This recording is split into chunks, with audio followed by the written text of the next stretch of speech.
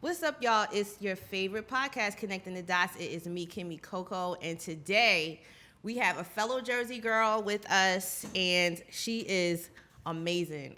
The first time I met her, she just lit up my life, and we had a really good time. We're going to have to tell you some stories about that weekend after we get to the business of the topic at hand, which is mental health. Yes, yes. As you can see on your shirt, mental health is a lifestyle. So Andrea AWise-Brown is an author, a licensed mental health expert who helps people break dysfunctional cycles, overcome barriers, and face life's challenges so that they live the life that they desire. And as if you knew her personally, you would know that she does this and she encourages you, and she's just a joy to have around. Andrea is formerly trained hostage negotiator. You got to tell us some of those stories too. Probably not. And who currently has a private practice and speaks around the nation, educating and empowering others. Andrea's book, 6 Pillars to Power Your Mind, right here. It's a mental health and lifestyle book, and it changes lives. She's on a mission to encourage everyone to take care of their mind. She's been seen on the OWN Network, Good Morning Texas. She's been heard on Sirius XM, the Tom Joyner Morning Show, and several other media outlets. And mental health is her lifestyle, and she's working hard for it to be yours too. And today we have Andrea AWise-Brown. I am happy to call her a friend. Yes. And so let's get right into it. Okay, sounds good. So we hear a lot of people now talk about mental health and getting counseling and toxicity, and it's really becoming a main topic. Okay, People are starting to pay more attention to their mental health. So what do you think someone that's like, my family doesn't really go to counseling. They don't know anyone that's ever been to counseling. They don't know. What are some of the signs that make you think you need to get professional help or talk to someone? Okay, so first of all, let me say to you, thank you for that awesome introduction. I'm happy to be here. This is a full circle moment for us, so I'm going to say that first. Because we met each other in LA. Both of us, I think we were going to the BET Awards. We were kind of doing some work with the BET Awards and having fun, and we connected. And once we connected, you were just all that, and I just love that about you. Thank you. So I want to say that first. Like, I'm glad to be here. Yes. So it was good for me to be here in Atlanta. While I'm here in Atlanta, I text you, we talked. I'm like, you got to come to the podcast because this is like you said, a full circle moment. When we were at the BET Awards that weekend, we talked about our vision and we talked about our future, and we were encouraging each other, and we were just like, man, we're going to do this, and we're going to see each other. And besides all the antics and just like, I don't even know how else to describe it besides like Forrest Gump things that happened to us. I mean, we ran into everybody that weekend. And I mean, we really did. I mean, we had like all these, we'll have to tell some of these stories later. Yes, because you have a Stevie J story, and I don't think you should just be telling that story, but yeah, you do have a Stevie J story. We have a lot of stories. Well, since I've told him, I asked him if he remembered that, so I feel okay telling the story because he doesn't remember. So, well, I'm sure he doesn't remember. Right. So it's like no big deal. Okay. I told him it was just funny. Anyway, back to the question. Okay. So sorry. What are some of the signs that somebody sitting at home listening right now might be going through to say, okay, it needs to go take to the next level now. I need to get some professional help. Okay, so here we go. I could answer that question clinically, right? Yeah. Which is what people would say. So, I could say that if you're experiencing a low mood, right? Maybe you could be depressed, or you're always irritable, or maybe if you have anger problems, anger issues, right? Then yes, those are reasons that you should go speak to somebody about your issues, right? So that would be a great time to go to therapy. But aside from that, because yes, we know that, what I'm on a mission to do is to get everybody into therapy. Like, I believe that's why I'm saying mental health is a lifestyle. So my brand is about everybody being proactive. Like, don't wait until your car is Spaz broken. out, yeah. Come on, until you know, in order for you to get maintenance, like, take care of the car, take care of the engine while you are driving it every day, right? Because you need it or you'll break down. So don't wait for the breakdown. Be proactive. And there's certain things that I talk about when I talk about being proactive and keeping your mind healthy and strong so that you are at your optimal performance. Because this is the thing, right? And I kind of talk about those things as 6 main principles, 6 pillars. I talk about them in the book. But let me just say that your mind controls everything. Everything. You got me? So let me say, if you are having financial difficulty over and over and over again, it's because your mind ain't right. You got to get your mind right. If you are trying to find love and you're in all these broken relationships over and over and over again, the reason why your relationships are broken is because you're broken, boo. You got to get your mind right. Got me? If you're in a career that you hate, you're going to a job that you hate every day. Okay, why are you still in that career? Get your mind right. So having your mind right is going to change your life. That's why I say you need to make mental health a lifestyle. Do some checkups, regular checkups, and one part of having these regular checkups is having a psychotherapist on call. That's me, right? So not just me, which is a reason why I am loving that the universe is just kind of moving in a way that everybody right now is talking about mental health. Because it's making it, there's more accessibility, there are more therapists, and even for the Black community, there are more therapists that look like you, so you feel more comfortable going in and talking about your personal struggles, right, that only maybe your culture may experience without feeling like you're going to be judged. So I am loving that it's a trendy topic. I am loving that people are talking about it because that eradicates the stigma. That breaks down the stigma so that we can all talk about, okay, well, you going to your therapist? Well, no, my therapy appointment is here. Your therapy appointment is there. So I believe that everybody should have a therapist on call. I think that because it's become such a trendy topic, people think that, okay, I'm gonna speak to someone and they're gonna just have like the answers, right? They're gonna be like a one-stop shop. They're gonna tell me something, and then my life is gonna be great going forward. You still have to do the work. Oh, yes. There's still gonna be some accountability, because whenever I tell you, oh my goodness, Andrea, let me tell you what happened, blah blah blah, and you always put it back on me. Come on now. You always say, well, what part did you play? That's right.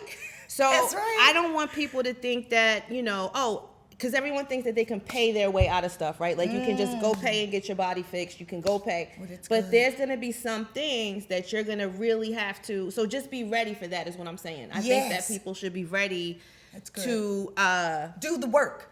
To do the work. Right. Right. Well, it's just like wanting to have a banging body and just showing up to the gym and then laying on the floor. Okay. What are you going to get from that? Okay, work. I'm gonna tell the story because she goes to the gym all the time. Like she goes to the gym. I mean, she just goes to the gym. She just goes to the gym. Okay. It sounds weird because I'm saying it like that because it sounds so easy. But I want to be one of those people that just goes to the gym. It just isn't natural to me, but it's natural to her. So on vacation, she goes to the gym. Secrets. She goes to the gym on vacation. I don't know who does that. She does that. So she goes to the gym, and I'm following her, and I'm just like, wow. No, I'm really in awe of this. So I say that to say this. When you admire something about someone, just be around it. You know what I'm saying? That's right. That's good. Because that is going to encourage you. That's right. So, I mean, you don't have to be like, I got more joy watching her do it because I'm just like, maybe like something's gonna happen. You know what I'm saying? So you like, laying on the floor. I'm just looking. We're talking, but she's working out, and I'm just like, okay, this is where the gym is. So I'm probably not gonna come here, but she's gonna come back here. Right. But you have to basically get inspired, get encouraged, get around those people, even if you don't. Do it, like maybe follow a workout page. That's good. On social media. That's good. Right? Yeah. See, I be learning. Oh, okay, no, I love that. And so that's what's so interesting. Why probably people would think that that was shocking that I'm always in the gym. No, really, for me, because I'm not a thin girl, right? So Yeah, I pretty much stayed the same weight. So when I go to the gym, I get my body, like I get secondary benefits for my body. Yeah. So I don't really go to the gym for my body. I go to the gym for my brain. Like, I literally go to the gym for my brain. Like, that is my spot. Like, let me just tell you, and this is the thing, this is what I'm telling you today, is that I have so many secrets. Those 6 things, they will change your life. So I go to the gym because when you work out, when you exercise, it increases your motivation. It increases your level of creativity. Yes, it raises the dopamine in the brain. So that's that natural feel good, that natural happy. Like, I need that every day before I start my day. That's where I get a lot of my thoughts, so I gym and then I meditate. But that's where it comes to me because your brain starts to work and it works for you. It adds clarity. Let me tell you another thing that going to the gym and exercising does is it actually increases intelligence. So Harvard just did a study not too long ago that showed that people who went to the gym regularly 4 times a week for 20 minutes each time were more intelligent than those who didn't. Oh. And then the opposite was true. The opposite was true for the group that didn't go to the gym. So leading a sedentary lifestyle dullens your intelligence.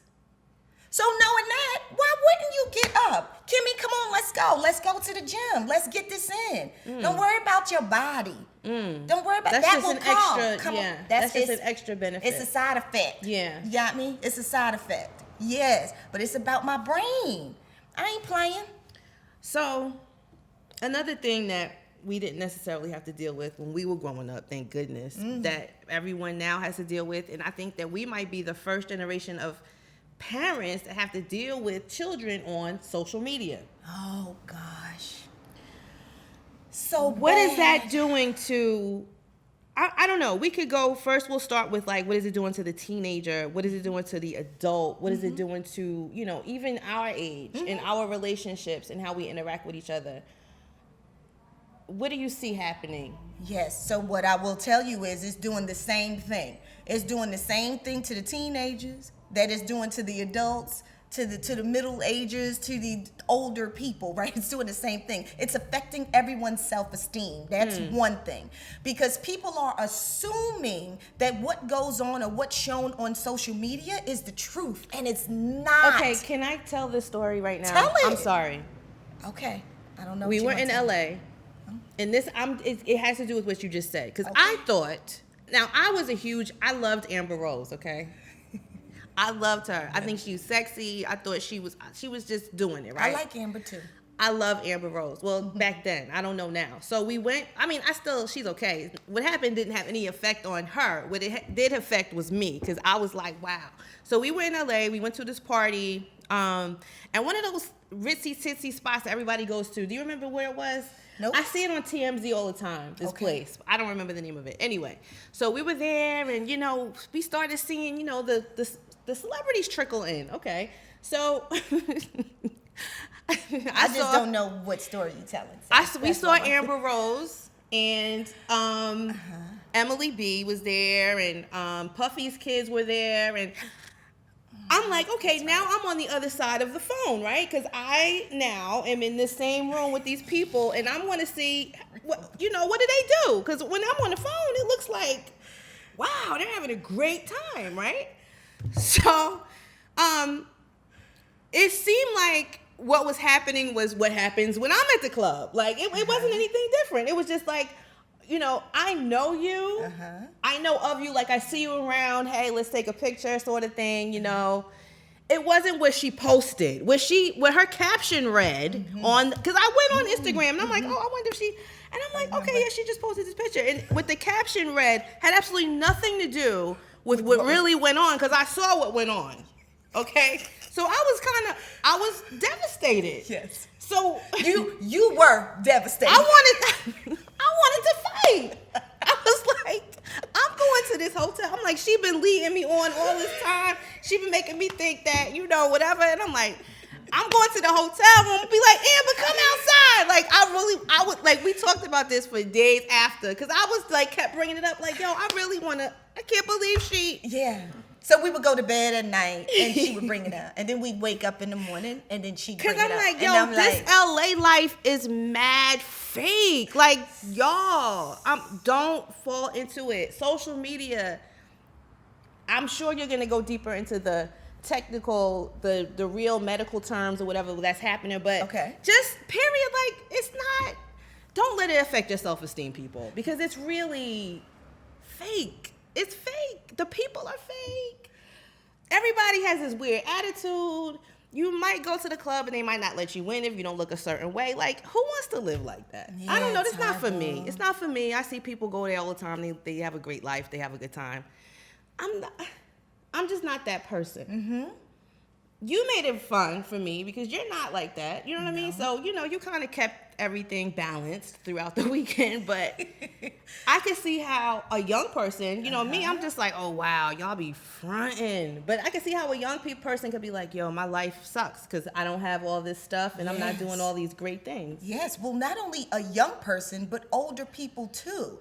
So, yeah, I remember that experience, and that was interesting because at that time, I wasn't on social media. You weren't. Right. Because I kept telling you to get on social media and that you needed to be on Twitter, and then you tweeted like twice, and I was like, yay. But then that was kind of it. Dry. It was dry. It was a dry tweet. Yeah. But you told me about that, right? The whole social media and whatever. Of course, I knew about TMZ, but I just wasn't on social media. Right. So, so it was interesting to see that, to see your reaction, because you felt like you wanted to fight her up in there because she had your feelings up in that apartment wherever she was, right? Because you believed in what it was that she was putting out there. And so I think that's the idea. I think that people need to know that everything that's put on here, and this is the thing, as much as we talk about this and people hear this, they still fall for the okie doke. But it is all curated to make you want the life that they have that they don't even have.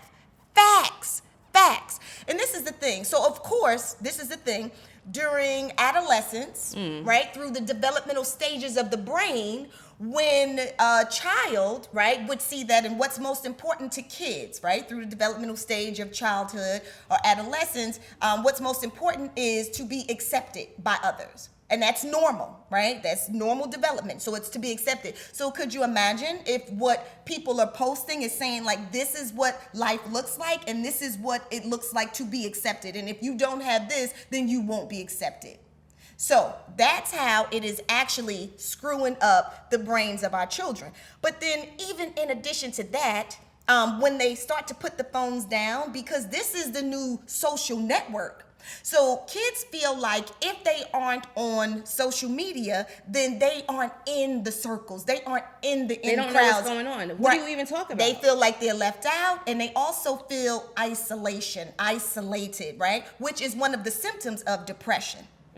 Yeah, so it's really heavy for teenagers. So it's really about us teaching them that that's not real, that it's just a game. I mean, like I said, I think we might be the first generation of social media, internet parents. I mean, my parents didn't have to deal with it. I mean, I did, and my daughter's in her 20s, but, she caught the beginning stages of it. So she was an adult, she was easier for her to deal with social media when it got really popping, right?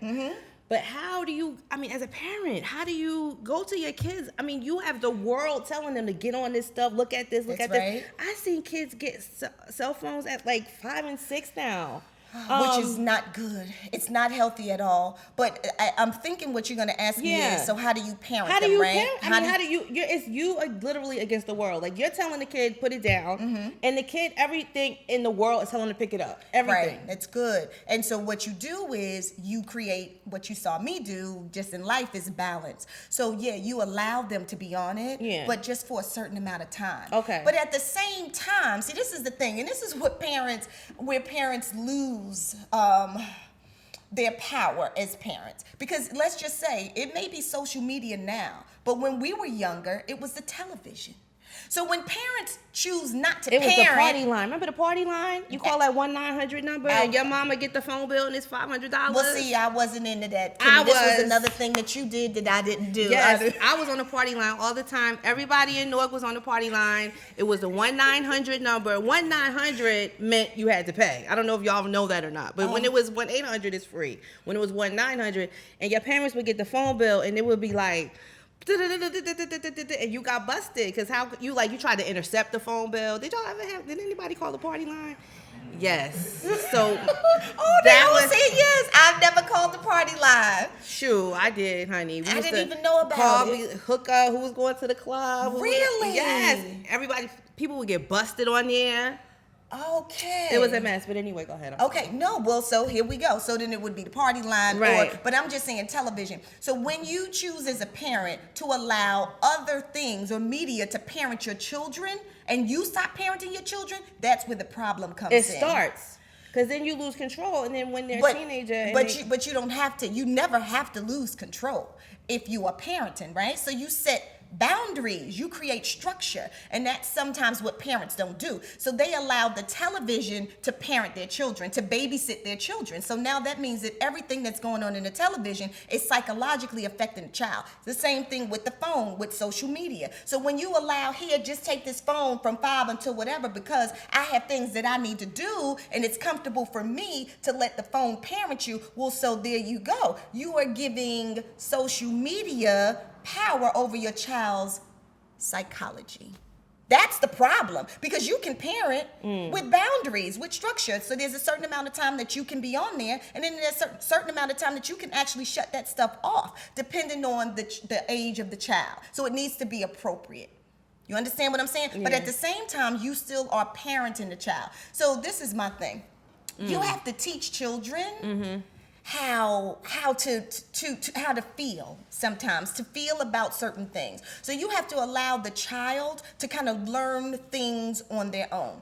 You just be consistent, and then you let the child learn things on their own. So let's just say if a teenager came to me and she was complaining about everything, because this happens in my private practice when teens come to me, right? They don't talk to the parents, but they talk to me. So they have an issue with something that they saw on social media, right? And instead of me, I can listen to them and I can hear them and I can validate their feelings. But then if we want to get to the core, to the issue is, why is it that you are pulled to even be there if you know that that breaks your heart, if you know that that doesn't make you feel good? So it's about them learning, like, oh, so this thing is affecting me in this way, and if I don't want to feel this way, then I need to limit those things. So it's teaching your children, right, through experiences, notice what their triggers are, to learn it for themselves.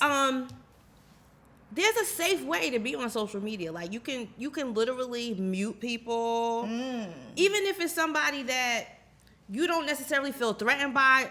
But what you need to do is know what threaten is. What your trigger is threatening your happiness, your mental well-being, your emotional well-being. That is a trigger. You can mute somebody. You can unfollow them. You don't have to unfriend them. I know people are kind of weird about unfriending people. You don't have to see things that trigger you. I mean, you can cater your timeline to be more, uplifting, encouraging, inspiring. You know what I'm saying? Yeah. Or it's an app on your phone, people. You can uninstall it. You can uninstall it. It's not going to, unless you're trying to make some money off of it, really, what are you doing? Yeah, no, that's true. Especially kids in school. I never understood why they were so into it, because it's like, don't you see these people every day anyway? Yeah, but it's a difference, right? Because like I told you, they want to be a part of the know. They want to be in the in crowd. They want to feel connected. And so when they're not on there, they feel disconnected. But before we move on to your next topic, I just need to tell you that. So not only does this affect teenagers, this affects adults. Adults get in their feelings if someone unfollows them or doesn't follow them or follow them or don't follow them back. And I'm going to tell you this. I actually had a client who's an adult, and of course I would never violate confidentiality or HIPAA, right? But, yeah. So I'm generally speaking just a client, and she was a very successful person. And successful meaning financially? So successfully meaning financially, Socially popular. Oh yeah. yes. Okay. She was seen on television a lot. Yeah. So So all of those things, what most people would see as successful. Right. Okay. And she literally was coming to me to counseling because I know this is the God's honest truth. No. She was coming to counseling because I think I know what you're gonna say. You probably don't, but maybe you do. Is it because of the followers? Not because of the followers, but because she would see events on the timeline that she was not invited to. But don't you just put it on there and people come? What do you mean invited to? No. Oh, okay. No, People didn't like tag her. So no. You're not listening. You're trying to take the story from me. So listen. So let's just say she's in this elitist crowd of people, right? And so when they have these events, she assumes that she's supposed to be a part of it. But then when she looks at social media and she sees that she's not included in all of the women are there and she's not included in, like, literally she couldn't parent. Her relationship was she was literally depressed because of that, because of social media. Yeah. So this doesn't just affect children. It's the truth. I know I knew it was bad when one of my homegirls was like, can you like my picture? Or why didn't you like this picture? Like, call me, texting me, asking me that. That was creepy. I got a question, because I think I agree with y'all about, the social media being a problem, but I think it was a problem before social media. It was just now that social media is something that we can blame it on, because I feel like even when, I was able to experience before social media. People, they feel left out at the lunch table, like. Right. So I think we need to figure out what's the root of that problem, because it's not social media, because it's good and bad at social media, and I think we really put a bad stigma on social media, because, like you say, it's about what you follow. It's a lot of benefits. A lot of people making a living off social media. Yeah. So I think when we talk about social media, we always look at the negative instead of pointing out the positive. Like, let's change the narrative about social media. So let me say that. So I'll answer. That's good. So I'm going to say yes and no, right? So even before social media, people still felt bad, right? That's a normal thing during adolescence, to feel insecure, right? Because you're learning, and you're growing, right? Left out, and your brain is developing. And so if you're that kid that wasn't included, then of course you'd feel like that. But this is the deal. Check this out. Let's just say if you were bullied in the lunchroom in front of everybody, or if you got into a fight, right? Back then, right? Then on that day, you felt horrible because just those people in that lunchroom saw it, right? Then let's say maybe for 2 weeks after that, you felt pain, and then you start to realize that something else happened and the kid's attention was someplace else, and then you just went back into like your normal routine. Like it was over. It was something that happened. You got it. Either you beat the person or they beat you, but you moved past it. But on social media, it lives on forever. And some people cannot handle that. Most people can. True and false. It does live on forever because the evidence is there. But I say false because just think about all the stuff that goes on. Like, I was just talking to somebody about this yesterday. Even with the Trump wall, we're not even talking about that no more, but they done built 8 miles worth of that wall. And even like when you just look back, like, oh, this happened this year. For example, like, I know one of the topics we talked about was the R. Kelly documentary. We was like, oh, that was last year? Like, yeah, like, with social media, stuff just moves so fast, like. But that's to your point of it being there forever. Like, the proof was always there, but as far as people talking about it, like, it just comes and go. Like, I tell people all the time, like, people don't care as much as you think they do. But it's hard to tell somebody that when it's them. Exactly. When they are the subject. I understand. When you in the middle of it, I understand that. When it's you, when it's your story, and you were the one that was bullied, or you were the one that was beat up in this fight, right? And then it never goes away. So you don't get a chance to heal, to move past it, because it's in your face. Now it's viral. Now sometimes it's on the news. You get me? So it'd be different if you made the news for doing something positive, but if you made the news for being humiliated, what do you think that does to your self-esteem and your self-worth? Because you can just Google somebody. Like back in the day, you had a fight at school. You were known for beating up somebody. Okay, mom ships you to another school. You probably won't have to deal with it like that. But now it's like anybody that comes in contact with you, you're never able to like really start over, because someone Googles you and here comes your past. Here comes something on your social media.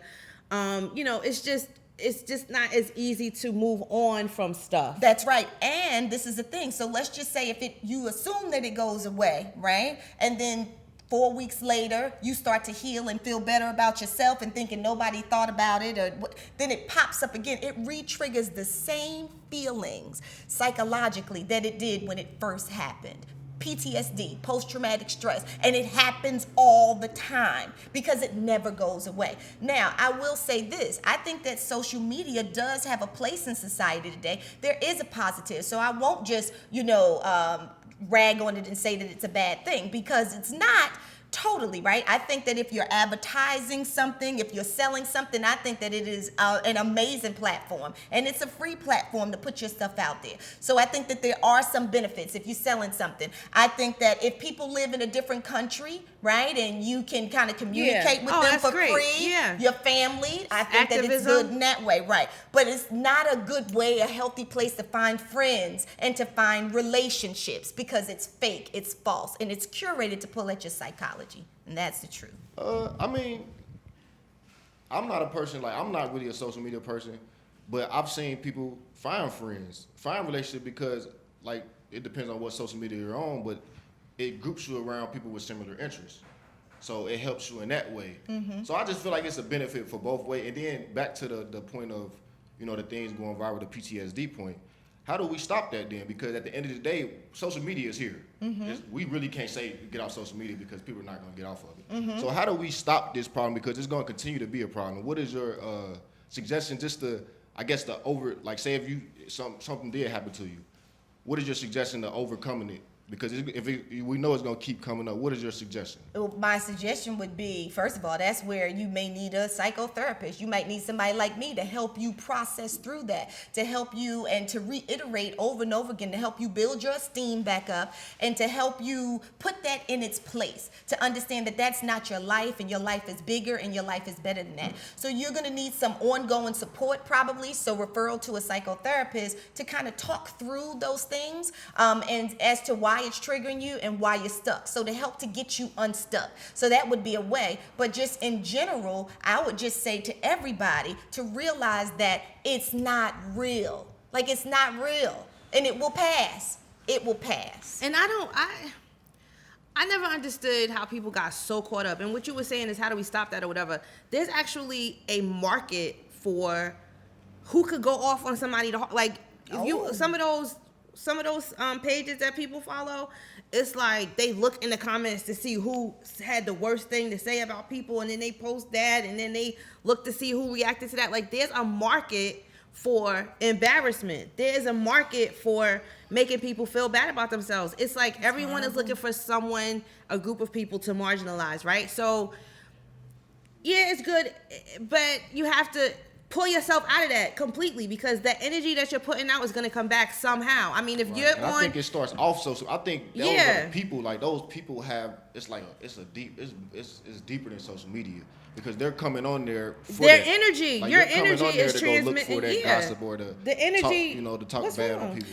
No, it's nothing wrong. I'm just sitting here thinking. You said what's wrong? No, it's nothing you gave wrong. me the eye. The no, side eye. no. I'm listening to both of you guys, okay. And so I understand. I think what you are saying is that there's something that's already there before this even happens.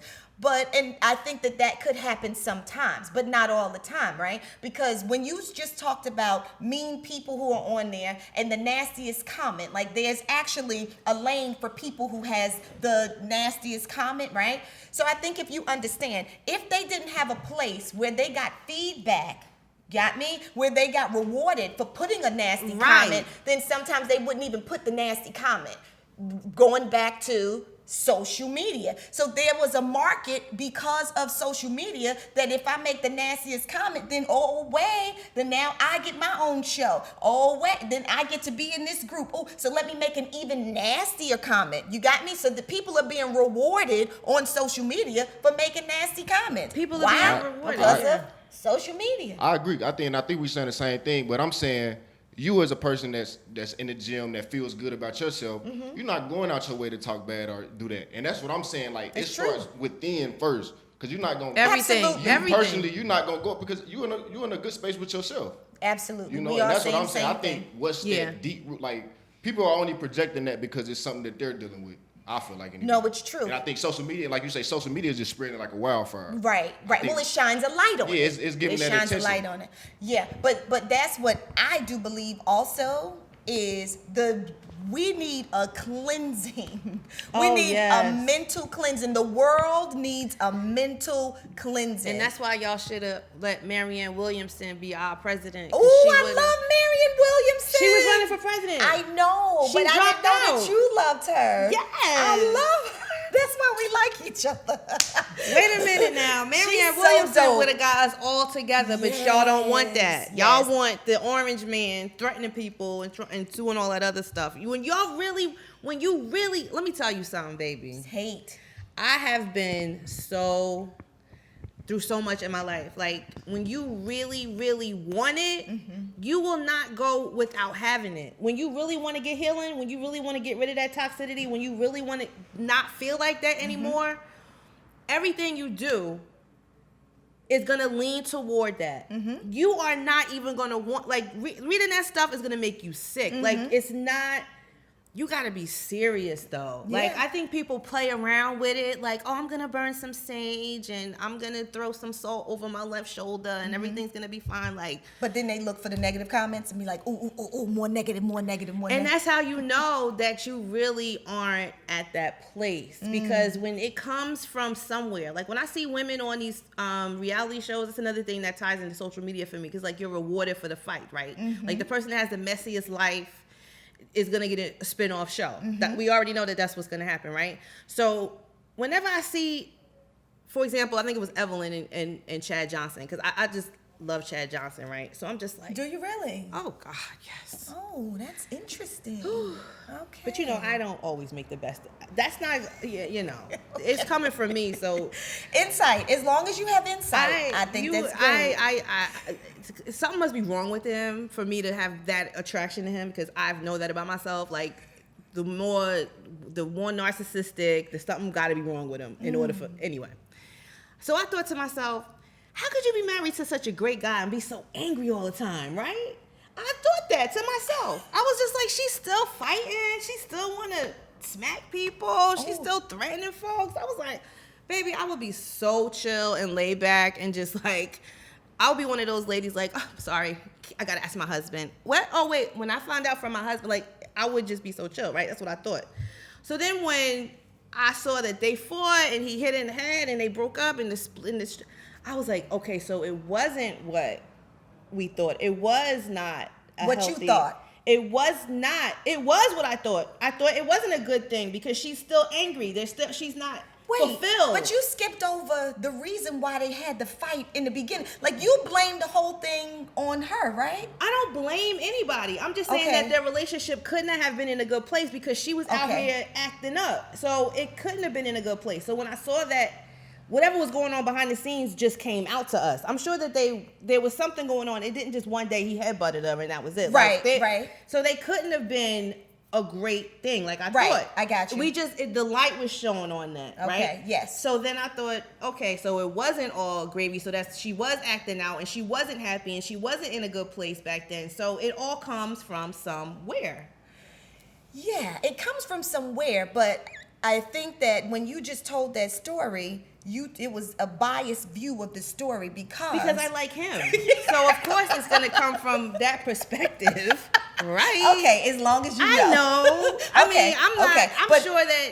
Yeah, no, he was fucking wrong. He Okay, shouldn't have ever okay, did that when all he did. right. There's no excuse. Okay, but your I'm just saying point that is that it was even an if he was the unhealthy bad person, relationship. right? Or if she was Got the it. bad person, I don't know. But it wasn't good because she was out here being on some rah-rah shit still. Where I thought that if I was at that age, at that place that I saw, right, and I'm going back to what I'm seeing on TV and on my phone, I'm thinking that's perfect because that's what they make us think, Right. And then you see on TMZ, the cops pull up at somebody's house and you're like, oh, so it's not all good. Or you see somebody, oh, their songs are always talking about blah, blah, blah, blah, blah. And then you see on TMZ, they OD, like, oh, okay, that's why they were, you know what I mean? I got you. Well, it goes back to what you said about Amber in the club. Well, what people put out there, right, is not the truth. So what people put out there is not really true. So they put that out there to sell you in the dream that this is the best And then thing you feel ever, depressed, and this is what you need and then to you be. gotta go to the doctor, and then you gotta take a pill, and then it just goes.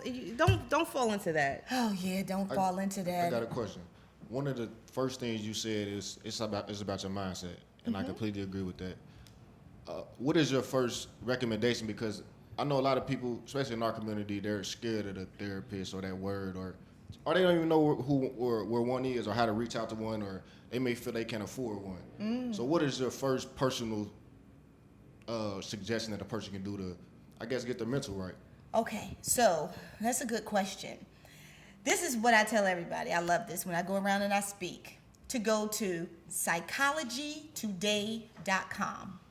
Psychologytoday.com. If you go to psychologytoday.com, there is like a list of therapists in your area. So there's a space where you could literally put in your zip code, and all of these therapists will come up, a little bio and their picture. And so you can just kind of scroll, and you can just kind of go into yourself and see who you feel like you may connect with, and choose 4 of them. Right? So choose 4, depending on, because it even talks about the payment methods that they accept, right? So for some of them, they do accept cash, some of them they don't. Some they accept insurance, some they don't. Some EAP, which are free benefits that are given from companies. So you can go on there and you can find out everything about the therapist, and then you call and you make your appointment to go. Now, go ahead. So just the EAP is the Employee Assistance Program. So a lot of companies have that. It's in your benefits.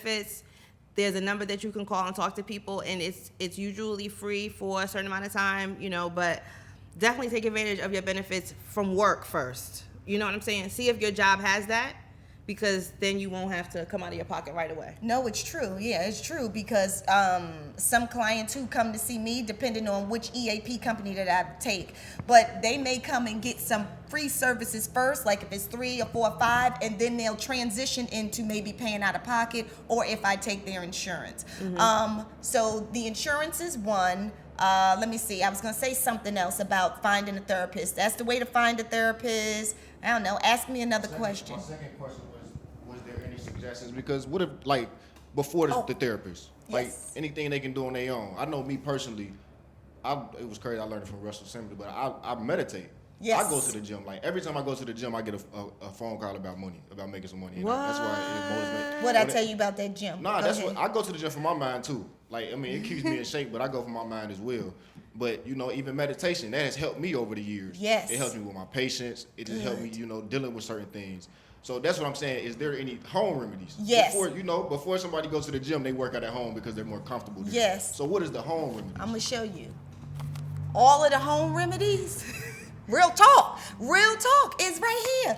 Listen, like I get called to talk on TV, radio, all the time, right? And what I realized is, this is what I did. I was at the gym. I realized, okay, because I have other books that are coming out.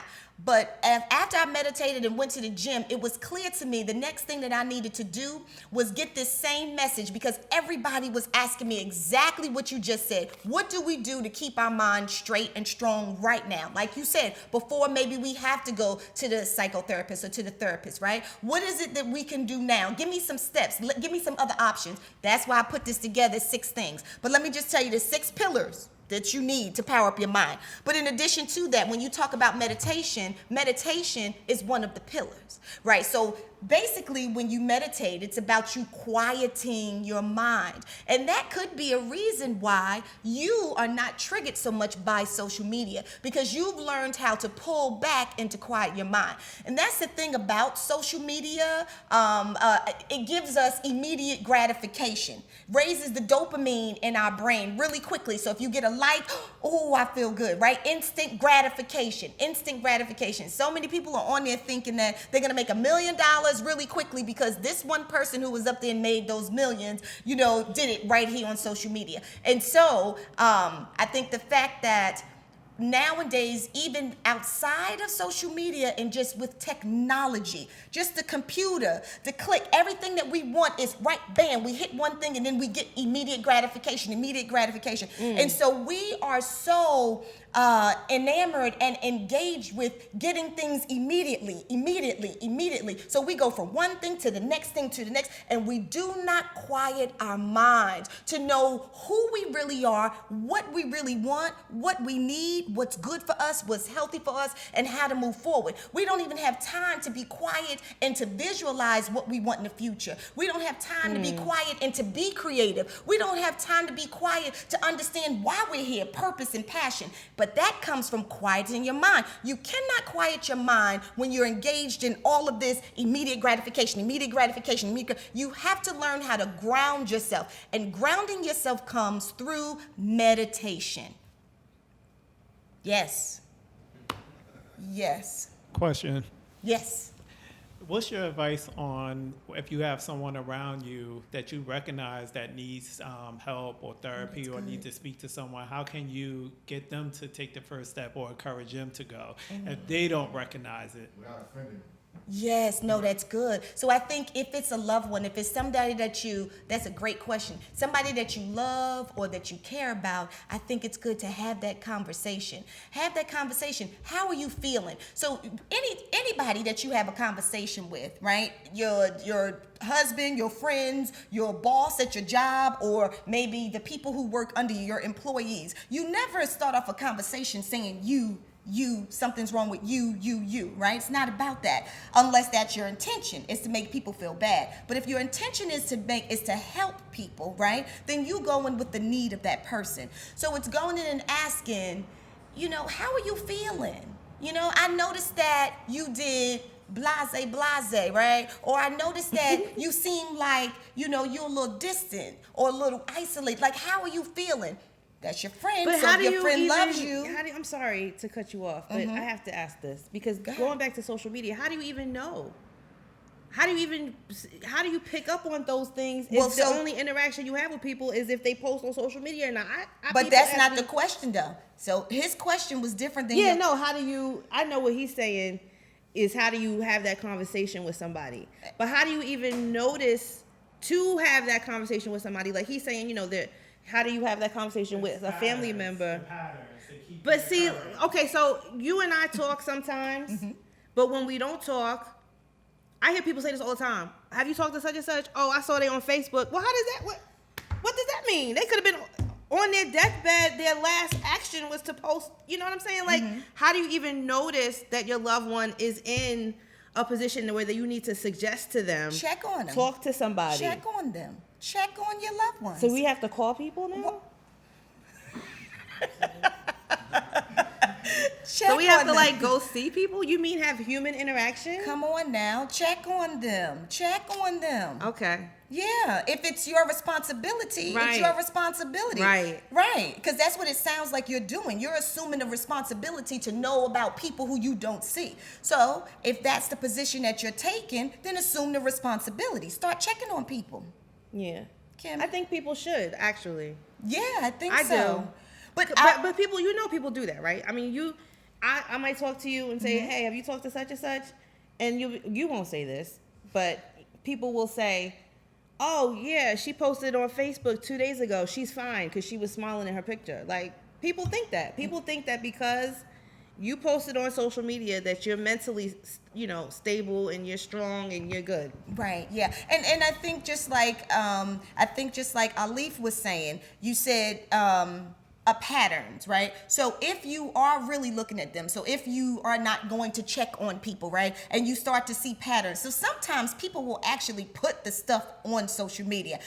Life is not good, today I don't feel like living. So when it's something that's bold like that, then obviously to check on them, right? So sometimes, or either if they posting good stuff, then all of a sudden, positive things. Then all of a sudden you see a whole bunch of negative. So that's what Alif is saying, and I agree with that, is checking for patterns if you're not checking on them and you're just looking at social media. But I just want to go back because I want to go back to answering his question. So so it's about having that conversation, saying, acknowledging how they're feeling and asking them, pulling them into explaining, well, this is how I'm feeling, so that they can get some insight. Because once a person gets some insight and understand, I don't really like feeling like this, then then that's when you can say, here's a suggestion, right? Well, maybe you should, go see somebody. What does that look like? Well, I heard this thing. I heard Andrea talking about psychologytoday.com. Let me just look, because there's some people who've really benefited from this. And then sometimes you got to go with them. I'll go with you. Come on, let's look at these things together. Let's go through this together. So it's really about really befriending them and helping them with the process, opposed to blaming them, shaming them, and telling them what they need to go do. Because that's what I do, y'all. I'm sorry, friends. I know I be blaming y'all and shaming y'all. I apologize. Oh, good. Insight is everything. I do blame and shame. I blame and shame all the time. So we should stop. So I just want to say this because I have a sister that is going back and forth with mental depression. And so I'm going to say this. Nobody wants to be in that space. Yeah. Nobody wants to. And if they feel like you're coming from a good place, they will allow you to walk with them. Like, I went with her to the doctors for 3 years straight. It's good. When everybody else just was just like, she crazy. She got bipolar. She's talking to the ceiling. She's got postpartum depression. So blaming and shaming. But not doing anything. Gotcha. So I think for us that are in a good place mentally, I feel like it's our duties to help the person that is not. How do you do that without getting pulled in? Very good. Because I'm an empath, and I am. So it goes back to meditating. Yeah. I mean, I've been practicing Buddhism for 20 years. So if you can't meditate, because a lot of people think they can't be someplace quiet, then learn how to breathe first. If you learn how to breathe, because a deep breath is powerful. If you know how to breathe, then that's step one. Then you can learn how to meditate. And then once you learn how to meditate, then you can close out all the noise. And then once you close out all the noise, then you can start thinking. And then that's when everything begins. Gotcha. So once you can do all of that, then you can help that person.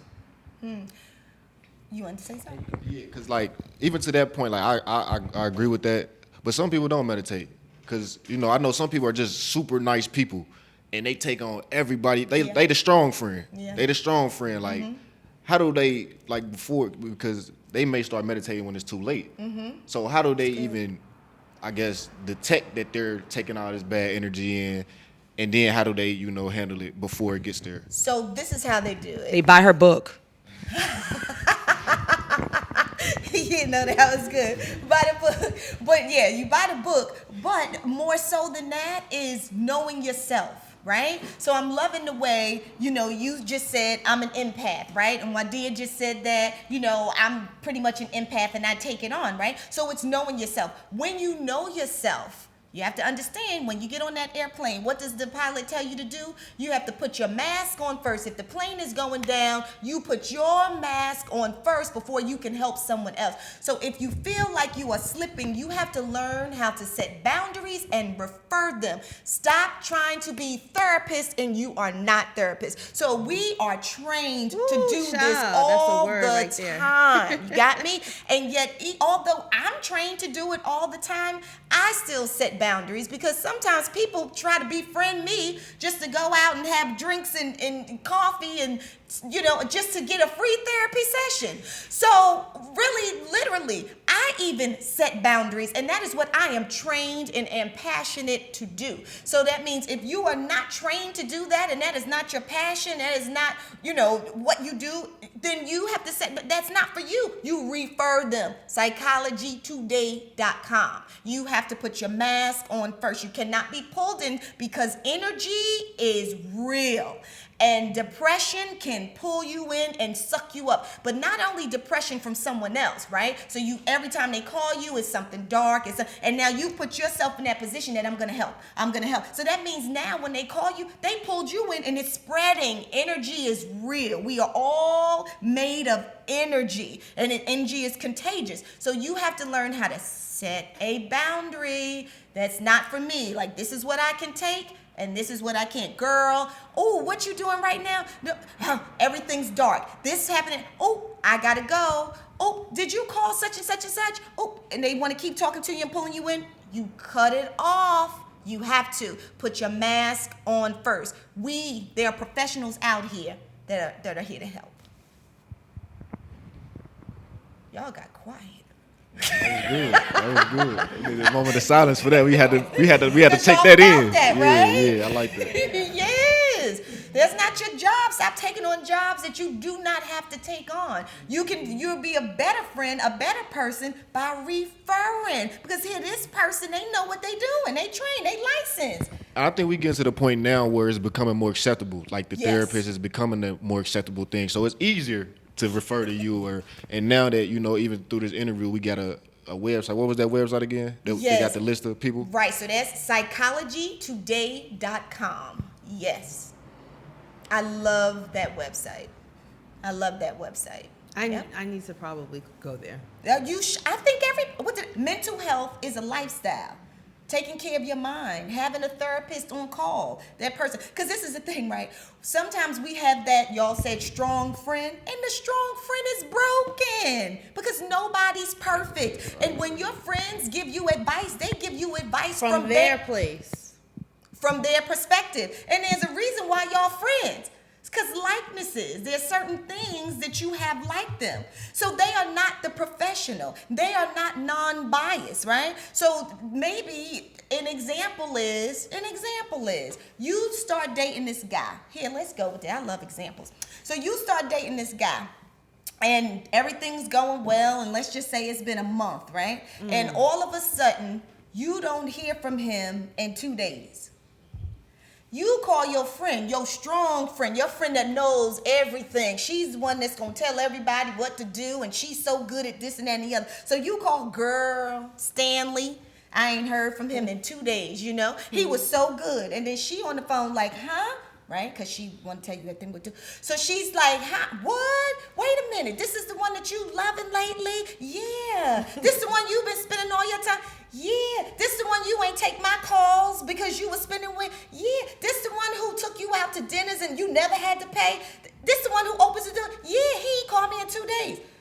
Her perception, because she got stories. She has all of these, experiences. And what her experiences tell her is Stanley ain't no good.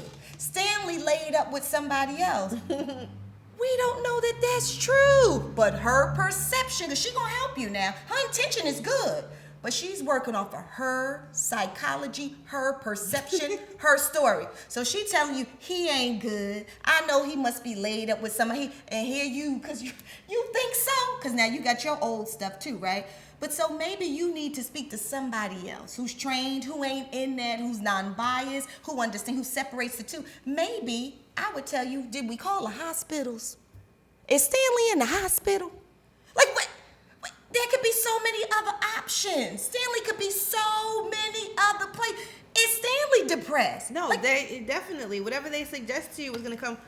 Before we knew my brother died, my brother was missing. We didn't know where he was. He had a heart attack at Michael's, okay? So his girlfriend was calling me and calling everybody like, we got to find your brother, we got to find your brother. So the guy that I was dating at the time, the same guy I was dating when we went in LA, he was like, oh, your brother probably found another girl or whatever. That was like that spoke to me about his mentality. That's right. I'm like, my brother's not like that, but I don't even think that he couldn't even conceptualize that there's a man that's not like that. Mm-hmm. There you go. go. But that told me something about him. Exactly. And I was exactly. Like, but it was good. It was good. But this is is another thing that you always tell me. Whenever you find out stuff like that, it's good. So good. Like, we think, oh my God, I just found out that he's talking to this girl, and now you're like sad. No, that's good. Now you know. Like, take that as a sign and move. Like, do what you got to do. There's work to be done, That's and good. it's like you have to take it for what it is. Yes, it's the You truth. just take stuff for what it is. It's not gonna kill you. That's right. To move on, but we keep listening to the grandma that says, "Oh, there's no men," and we listen that's to good. we read the statistics, and I'm like, you only need one man though. Dysfunctional Like cycles. why? Like one? You need one man. So Mm-hmm. you mean to tell me there's not one? Like, I don't want to hear all about that. You know what I mean? Like, just Mm-hmm. whatever you believe is true. Oh, that's so good. If it's healthy. But even if you believe that it's not, and Oh, it's for not you. healthy, Yes. you know what No, I'm saying? I got it. I like, got if you. in your mind the thing is not healthy, I got you. You got to fix it. You But whatever said you even think, if it's irrational, Yeah, even yeah. irrational beliefs could be Yeah. true for you. That's right. And then you live an irrational life. I got it. Yeah. I agree. You guys got to get this book. I'm really hungry. I'm gonna be honest with you. Let me tell you this story about how my hunger is what led me to. I think this is what happened. I'm not remember, but this is what happened. I was gonna tell you the Stevie J story. Okay, so we were in LA. We were at the hotel, and I think we were eating. For some reason, we got separated. She and our friend went upstairs, and I probably was looking for more food, and so I went back to wherever we were. I don't know what we were doing down there. So they left. They had the key to the room. They got on the elevator. They were gone. So I was left with no key. So in order to get to even to the floor you're on, you need a key. So I went to the elevator to get on, not knowing I needed a key, and Stevie J got on the elevator. So I'm like, okay, I'm going to the like 10th floor or whatever. Can you push it? He's like, no. And I'm like, I'm staying here. My friends left me with no key, and he's just like, how do I know that's true? So I was like, oh my God. So I'm like calling them. I'm like, can you guys just say, whatever? And so our friend that was with us, she got mad as hell. Like, why would he do something like that? She came downstairs and she was going off on him. Like, it's not that serious, but it was just funny. You had to be there. It was so funny because he's like an innocent person, right? He don't know me from Adam. I could be the killer, and I get that. That's right. But I'm trying to make him believe that I'm like an honest person. And he's not gonna believe me now because you came downstairs on some rah-rah shit, like ready to fight the dude because he wouldn't let me in the elevator. That was so funny. So when I saw him again years later, I'm like, do you remember? He was like, no. I was Absolutely would but not I mean, remember that. of course not. But I just You had to tell I him. had to say it. Yeah, because it was a story and Yeah, it it was in was the lobby funny. of Exactly. We're not going to name the hotel. I don't but even it was remember what hotel it was. Well, I do because it was very pricey. It was very expensive. But I'll never forget the name of that hotel. But anywho, we're gonna go eat, and you guys pick up the book. I want to show them. okay, show them the book. Here's the book. Make sure you pick it up. 6 Pillars to Power Up Your Mind. and you will get it online. Yes, they can get it you can go to, let me tell you this, right. So yes, 6 Pillars to Power Up Your Mind, Mental Health is a Lifestyle. This is the book. You can get it on Amazon and on Amazon, it was actually a #1 new release. Woo! Okay, so that's the book. Or you can go to my website, AWise-Brown.com. AWise-Brown.com. And I'm going to break this down. So my name is Andrea, right? So the A is for Andrea, Wise, because I'm smart, W-I-S-E, and Brown, because my face is brown. So AWise-Brown. That's a good way to remember. That's just an easy way to That's remember easy. it. AWise-Brown.com. You can go there to get your book, and I have merchandise. So, I mean, so many people they're purchasing this everywhere. And I would love for you to purchase, like, we got hoodies, Mental Health is a Lifestyle. We have t-shirts, Mental Health is a Lifestyle. So go there and purchase your hoodies and your t-shirts. Take a picture, post it, and then tag me in it. What's your Instagram? My Instagram is AWise-Brown, the same thing. AWISEBROWN. And let me just say this. Oh, your Twitter. Oh, my Twitter, all of it. Facebook, Twitter, everything is AWise-Brown. And Instagram, AWise-Brown. Instagram is AWise-Brown. I think you are more on Instagram, right? Probably so. And Facebook. We are going to wrap it up. Make sure you follow us too, CTD_ATL on Instagram. I am Kymmy Coco, and you can remember that because I'm brown too. And make sure you subscribe on YouTube to Connecting the Dots, and there is a website, CTDATL.com. Make sure you subscribe to Innovative Black Station. Make sure you subscribe to Live Hip Hop Daily. Make sure you download their app. And we will see you guys next week. Make sure you watch this episode on any platform. If you have an iPhone, it's on Apple. If you have a Samsung or whatever, what do they call when it's not an iPhone? Android. I don't know why, but if you have an Android, which is an operating system and not a phone, you could go on Google Play and download it. So check us out. I just want to say one thing. Yes. I get it, because I want them to check you out on everything, because I'm loving what you're doing. It's on purpose. You love Thank hip-hop. you. Yes, this is it. I do. But let me just say this to you. And you helped me find my purpose. Thank you. Aw. She did. She's really. So you guys read the book and you'll find your purpose. What were you gonna say? I just want to say one little thing. You said you want to eat. I just need to say love no, food. but nutrition. Is it food? No.